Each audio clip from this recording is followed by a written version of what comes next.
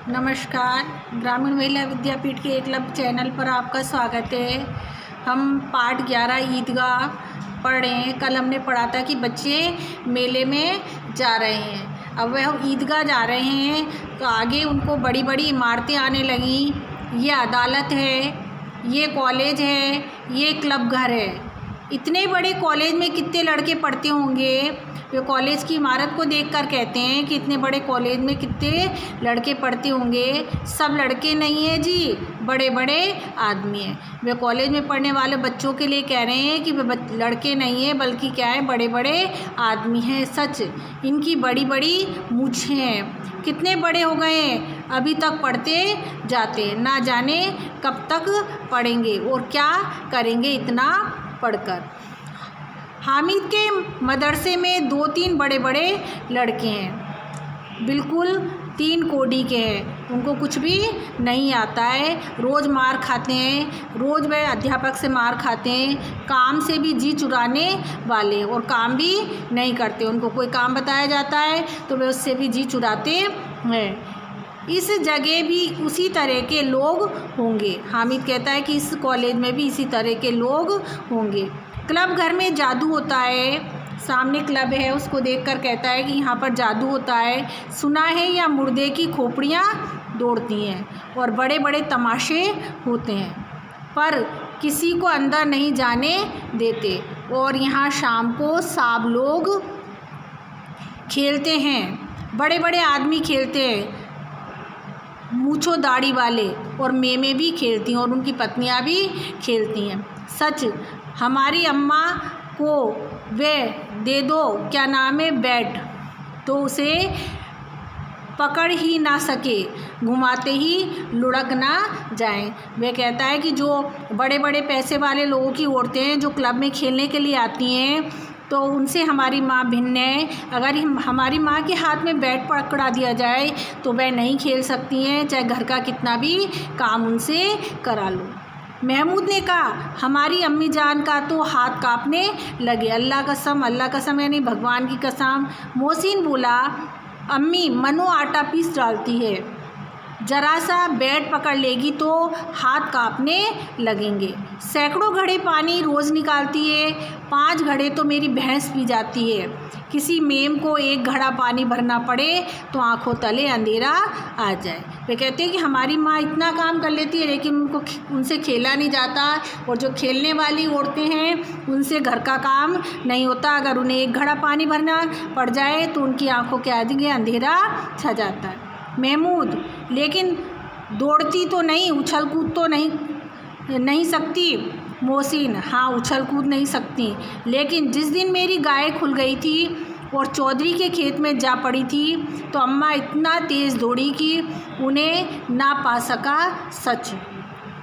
आगे चले, हलवाइयों की दुकानें शुरू हुई। आज खूब सजी हुई थी। इतनी मिठाइयाँ कौन खाता है, देखो ना, एक एक दुकान पर मनो मिठाई होगी। सुना है रात को जिन्नात आकर खरीद ले जाता है। उनकी मानता है कि जितनी मिठाई बिक जाती है दिन में वो ठीक है, और जो बचती है उनको एक भूत आकर ले जाता है। अम्मा कहते थे कि आधी रात को एक आदमी हर दुकान पर जाता है और जितना माल बचा होता है वे तुलवा लेता है और सचमुच के रुपए देता है, बिल्कुल ऐसे ही रुपए। हमीद को यकीन ना आया, ऐसे रुपए जिन्नात को कहाँ से मिल जाएंगे। वे कहता है कि ऐसे पैसे भूत को कहाँ से मिल जाएंगे। मोहसिन ने कहा, जिन्नात को रुपए की क्या कमी, जिस खजाने में चाहे चला जाए लोहे के दरवाजे तक उन्हें नहीं रोक सकते। जनाब, आप हैं किस फेर में, आपको क्या पता कि उनको तो बड़े बड़े लोहे के दरवाजे भी नहीं रोक सकते। हीरे जवाहरात तक उनके पास रहते हैं, जिनसे खुश हो जाए उसे टोकरों जवाहरात दे दिए। अभी यहीं बैठे हैं, 5 मिनट में कलकत्ता पहुंच जाए। उनको किसी ट्रेन की या पैदल चलने की आवश्यकता नहीं होती, वे उड़कर 5 मिनट में एक स्थान से दूसरे स्थान पर जा सकते हैं। हामिद ने फिर पूछा, जिन्नात इतने बड़े बड़े होते होंगे? मोहसिन, एक एक आसमान के बराबर होते हैं जी। ज़मीन पे खड़ा हो जाए तो उसका सिर आसमान से जा लगे। ये बच्चों की मन की कल्पनाएं, मगर चाहे तो एक लोटे में घुस जाए, और चाहे इतना छोटा रूप धारण कर लेते हैं कि एक लोटे में भी घुस जाते हैं। हामिद, लोग उन्हें कैसे खुश करते होंगे? कोई मुझे भी ये मंत्र बता दें तो एक जिन को खुश कर लूँ। मोहसिन, अब यह तो मैं नहीं जानता, लेकिन चौधरी साहब के काबू में बहुत से जिन्नात हैं। चौधरी साहब जिनसे पैसा गरीब लोग उधार लेते हैं, कहते हैं कि उनके पास एक जिन्नात है। कोई चीज़ चोरी हो जाए, चौधरी साहब को उसका पता लगा लेंगे और चोर का नाम भी बता देंगे। जुगराती का बछड़ा, जुगराती का बछड़ा उस दिन खो गया था। 30 दिन हैरान हुए, कहीं ना मिला।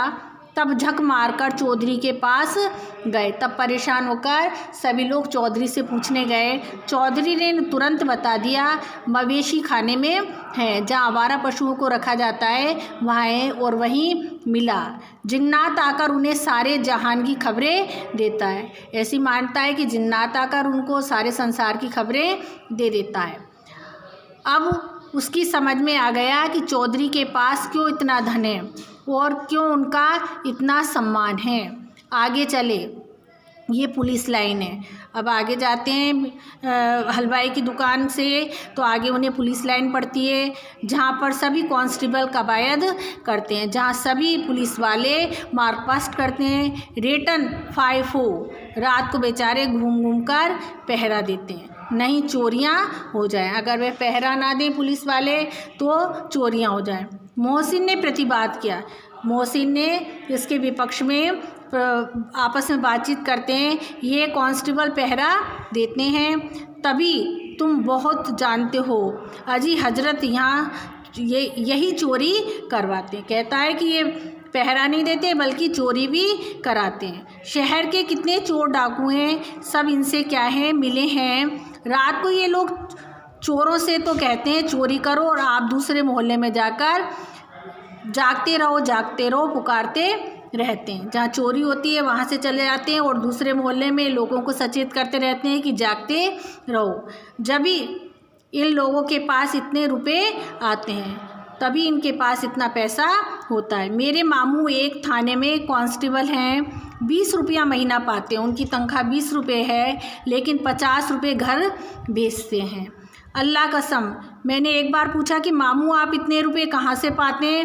हंसकर कहने लगे, बेटा अल्लाह देता, भगवान देता है। फिर आप ही बोलें, हम लोग चाहें तो एक दिन में लाखों मार जाए। फिर अपने आप ही कहने लगे, अगर हम अब चाहें तो एक दिन के अंदर लाखों रुपया कमा सकते हैं। हम तो इतना ही लेते हैं, हम तो सिर्फ इतना ही लेते हैं जिससे काम चल जाए, जिससे अपनी बदनामी ना हो और ना नौकरी ही चले जाए। अगर आवश्यकता से अधिक पैसा लेंगे तो हमारी नौकरी चली जाएगी और लोगों में हम बदनाम करने लगेंगे। हामिद ने पूछा, ये लोग चोरी करवाते हैं तो कोई इन्हें पकड़ता नहीं? मोहसिन उसकी नादानी पर दया दिखाकर बोला, अरे पगले, इन्हें कौन पकड़ेगा? पकड़ने वाले तो ये लोग खुद है, लेकिन अल्लाह इन्हें सज़ा भी खूब देता है। लेकिन बुरा काम करने के लिए भगवान इन्हें सज़ा देता है। हराम का माल हराम में ही जाता है। बुरे ढंग से कमाया गया पैसा बुरे कामों में ही लगता है। थोड़े ही दिन हुए, मामू के घर में आग लग गई। वे क्या लेते हैं? लोगों से रिश्वत लेते हैं, इसलिए भगवान ने उन्हें सज़ा दी और उनके घर में आग लग गई। सारी लेई पूंजी, सारी जमा पूंजी जल गई। एक बर्तन तक ना बचा। कई दिन पेड़ के नीचे सोए, अल्लाह कसम पेड़ के नीचे। फिर ना जाने कहाँ से 100 रुपये कर्ज लाए तो बर्तन भांडे आए। फिर किसी से उन्होंने 100 रुपये कर्जा लिया और घर के लिए सामान खरीदा। हामिद, 100 तो 50 से ज़्यादा होते हैं। कहाँ 50, कहाँ 100, कहाँ तो 50 और कहाँ 100। 50 में एक थैली भर होता है, 100 तो 2 थैली से भी में भी ना आए। अब बस्ती घनी होने लगी। अब शहर नज़दीक आने लगा है, इसलिए बस्ती घनी होने लगी। ईदगाह जाने की टोलियां नज़र आने लगी। एक से एक भड़कीले वस्त्र पहन रखे, सबने एक से एक रंग बिरंगे वस्त्र पहन रखे हैं। कोई इक्के तांगे पर सवार है, कोई मोटर पर, सभी इत्र में बसे हुए हैं। सभी ने इत्र लगा रखा है जिससे खुशबू फैल रही है। सभी के दिलों में उमंग है, सब खुश हैं। ग्रामीण का ये छोटा सा दल अपनी भिन्नता से बेखबर संतोष धैर्य में मग्न चला जा रहा है। बच्चों के लिए नगर की सभी चीज़ें अनोखी थी। बच्चों के लिए शहर की सारी चीज़ें सबसे अलग थीं।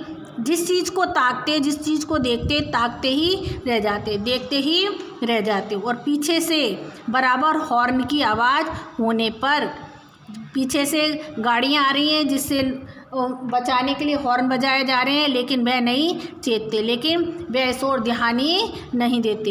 हामिद तो मोटर के नीचे आते आते बचा। हामिद तो इससे भिन्नता, इसलिए वह ध्यान नहीं दे रहा था कि गाड़ियाँ आ रही हैं, और मोटर के नीचे आते आते बचा।